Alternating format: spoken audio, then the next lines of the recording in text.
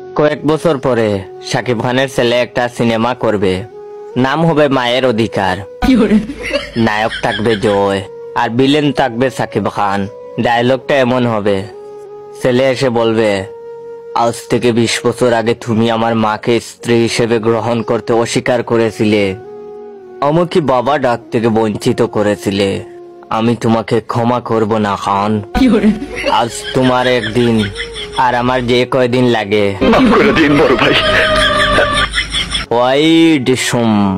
অপবিশ্বাস এসে বলবে, না বাবা একথা বললো না, শেষ তো হলেও তোর জন্মদাতা পিতা আমার স্বামী, তার রক্ত তোর শরীরে, ক্ষমা কইরা দে বাবা।